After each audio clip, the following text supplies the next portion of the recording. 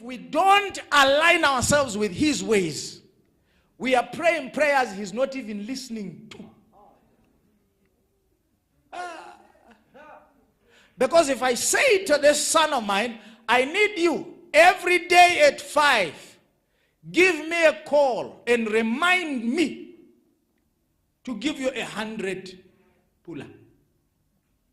And then I said every day, what time? At 5.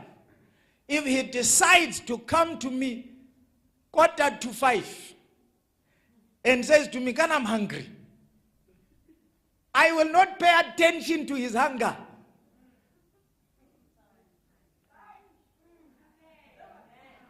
Because I am not moved by your pressures. You and I have an arrangement. I have my ways as your father. Otherwise, you are the boss in the equation if you're going to tell me when to do what I told you I was going to do when. So what is more important is to pay attention to what he says than to say and hope he pays attention to what we say. We have it twisted. If the King of Glory has to all of a sudden come down to our ideas, and yet we are not willing to rise up to his ways. His ways are not our ways, and so he likes the way he does his things because his ways are perfect. Moses wrote a song. Ascribe greatness to the Lord our God, the rock. His works are perfect, and all his ways are just. Before he formed you in your mother's womb, he knew the day you would be born, the time you would be born. He understood and defined your height. He knows everything about you, every vein, every artery. He knows everything to the detail. And so when you then discovered your stomach has an appetite, he's not moved. He knew that. He put it there anyway. So why do you think all of a sudden your discoveries will decide how he does what he does? You just discovered some things about your life. You discovered there's need and lack, and who even told you that's a need? Because if you never knew there was a shoe, you wouldn't have wanted the shoe in the first place.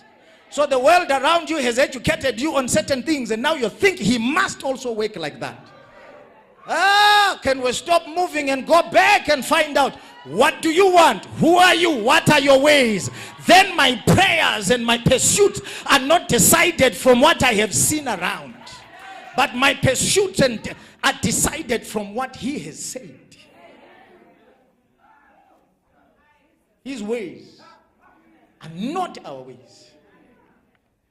And so when we are busy crying and seeking and thinking, God, while all others thou art calling, do not pass me by.